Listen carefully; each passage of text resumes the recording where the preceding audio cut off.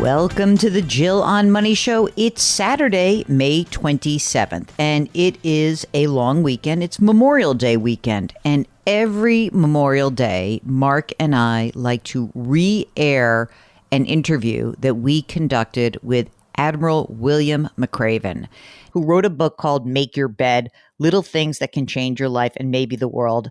Maybe some of you have forgotten, but Admiral McRaven was behind the team of masterminds that located Osama bin Laden and finally did kill him. So we start the interview off talking a little bit about that. Now, way back when we first interviewed McRaven, he was the chancellor at the University of Texas. He's no longer doing that. And also, I guess when we did this, there was a different president in office, the prior president. And you'll hear Admiral McRaven reference Trump as the current president. Okay, so let me give you a little reason why we're doing this. It is Memorial Day weekend, and this is actually a day for the remembrance of those who have died in service to our country. Memorial Day was first widely observed on May 30th of 1868, and this was to commemorate the sacrifices of Civil War soldiers. And I think it's a good way for us to remember that we have a lot of people who are serving this nation, many of them who listen to the program, and we want to make sure that they know that we are grateful for that and for the sacrifices they and others like them have made. Okay, so this will be the first of 3 episodes with Admiral William McRaven. Describe just a little bit about having to present the president with options. Will he then say, Bill, what do you think? Or do you immediately say, here are your 5 options, this is what I think you should do? No. At least with President Obama, and I have not met President Trump, so I can't speak to President Trump. But I'm sure the process is pretty much the same, which, again, the military leaders will come in and they will provide options. Now, if the president says, what is your number one option, then they're certainly prepared to provide that. But invariably, there's a dialogue, as there was with President Obama during the bin Laden raid. And I can tell you President Obama asked a lot of good questions, hard questions. What are the risks involved? What are our chances of success? I mean, these are kind of natural questions that the president will ask the military leaders. And so when President Obama asked some of those hard questions, give me an example of some of the, like, what would he have asked? Well, the president always wants to know the risk to the force. But in the case of the bin Laden raid, President Obama wanted to understand, okay, if I agree to this raid, then how much risk will be, what is the threat to your men on the ground? And how are you going to mitigate that risk? And so this is part of the plan that any military commander has to bring to a president is, force protection, get the mission done, make sure you're protecting the force as best you can, explain the risks to the president of the United States.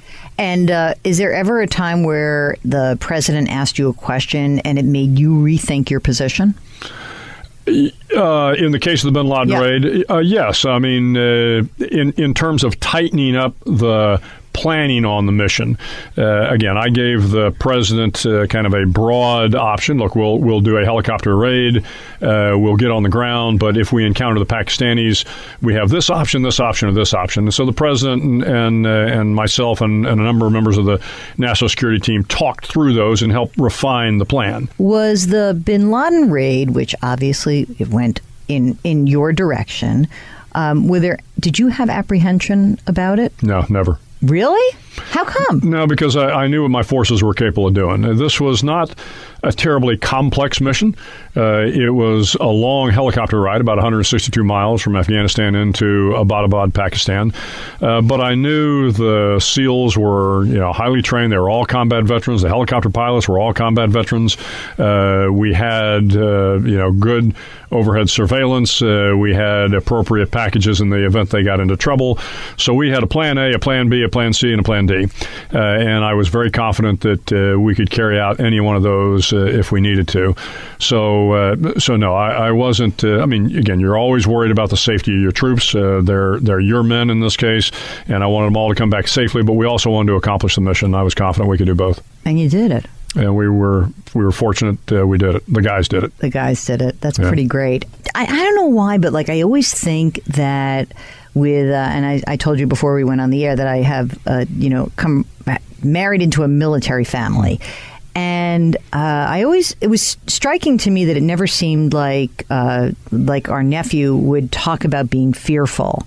But you have to be afraid in these in various missions. What made you afraid along the way? Yeah, I think, you have to be a little bit scared because that's kind of what keeps you on edge and keeps you looking for potential problem areas. Where are you going to get ambushed? How's the helicopter going to get from point A to point B? If you're not scared going into these missions, then you probably haven't been on them before.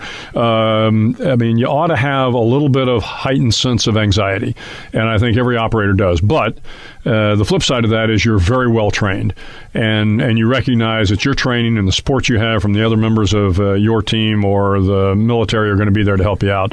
So, whatever that apprehension is, I think, again, you can reduce some of that concern by realizing you've got great teammates. All right, so when were you scared? Come plain here. Besides, I was scared a lot. Were you scared walking down the aisle with this lovely lady? Oh no, that part never scared me. That was easy. So what was scary? Like, give me an instance where you were like, "Oh my God, I am scared." Yeah, for me as a commander, again, during Iraq and Afghanistan, I wasn't, a frontline troop.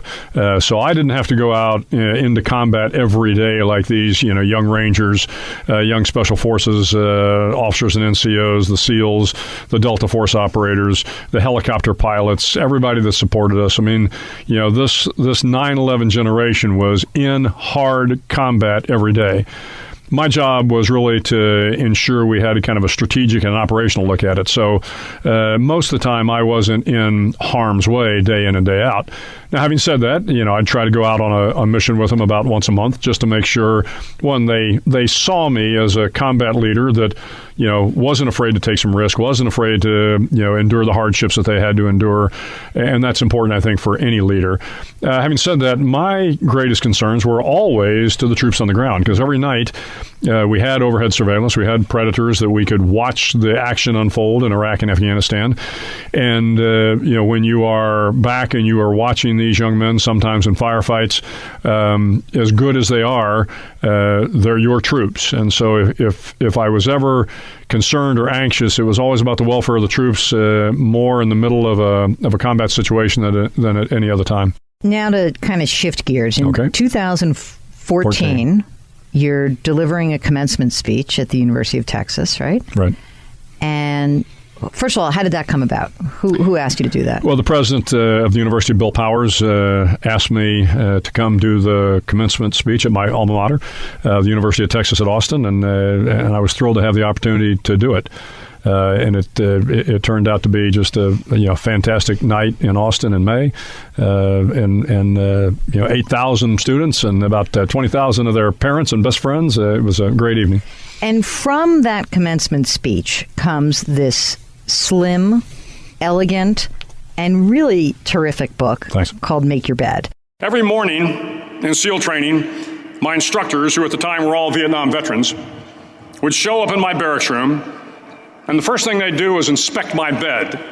If you did it right, the corners would be square, the covers would be pulled tight, the pillow centered just under the headboard, and the extra blanket folded neatly at the foot of the rack. It was a simple task, mundane at best, but every morning we were required to make our bed to perfection. It seemed a little ridiculous at the time, particularly in light of the fact that we were aspiring to be real warriors, tough, battle-hardened SEALs. But the wisdom of this simple act has been proven to me many times over. If you make your bed every morning, you will have accomplished the first task of the day. It will give you a small sense of pride, and it will encourage you to do another task, and another, and another. And by the end of the day, that one task completed will have turned into many tasks completed. Making your bed will also reinforce the fact that the little things in life matter. If you can't do the little things right, you'll never be able to do the big things right. And if by chance you have a miserable day, you will come home to a bed that is made, that you made. And a made bed gives you encouragement that tomorrow will be better. So if you want to change the world, start off by making your bed. Let's start with why you wanted to turn. First of all, by the way, everyone go and check out the speech because it's been downloaded 10 million times, something to that effect. But what made you want to turn it into a book? Every day, literally every single day since the speech, Saturdays and Sundays included, somebody comes up to me and says, I make my bed. Or, I don't ring the bell, or I don't back down from the sharks. But after they tell me that, then they always ask me, what was it that inspired you? Tell me about your experience as a sugar cookie. Tell me about how you didn't back down. Or who were the people that inspired you? And, for several years, I was just busy, didn't have time to do it, and finally had an opportunity to. It's a small gift book, but I think it has broad appeal. This is not just a book for commencement. I think it's a book for anybody that goes through life that has to deal with failures, that has, great dark moments in life that they have to overcome. So the book was really about people that inspired me. And let's just start with the number one, which is the title of the book, Make Your Bed. Why is making your bed so important? Well, at least when I was being raised, my father was an Air Force officer, and my mother was a school teacher in Texas, and my mother ensured more so than my father that I made my bed every day. But as a young kid, you don't really understand why, other than your mom wanted you to make your bed. When I got to SEAL training, it was something that the SEAL instructors came in and inspected every day. And I didn't really understand it at first. Look, we're here to be, real SEAL warriors. Why are we worried about making our bed? And then all of a sudden, you have this epiphany, which is they recognize that it was kind of the first task of the day. And if you start off your day right by taking a little pride in making your bed, it's a simple task. And if you do it well, then other tasks will come, and then you'll complete the next task. And so it's kind of the first rung on the ladder in the course of your day. But the other thing about making your bed is it shows that if you do the little things well, then maybe you can do the bigger things well. And the SEAL instructors would make sure if you can't make your bed, if you can't make those hospital corners right, if you don't know how to put your wool blanket at the foot of the bed, if you can't take the time to make your bed correctly, how will you ever be a good SEAL running an important mission? So learn to do the little things right, and then that'll help you do the big things right. That's just part 1 of 3 of our re-aired interview with Admiral William McRaven. Tomorrow we will continue. If you have a comment about this interview or maybe some Memorial Day remembrance that you would like us to air, we'll be happy to do that. Just give us a holler. Go to JillOnMoney.com, click the Contact Us button. And if you have a financial question, sure, that's fine. That's not what this weekend's shows are about. Do something nice for someone else today. Change your work, change your wealth, change your life. Thank you for listening. We'll talk to you tomorrow.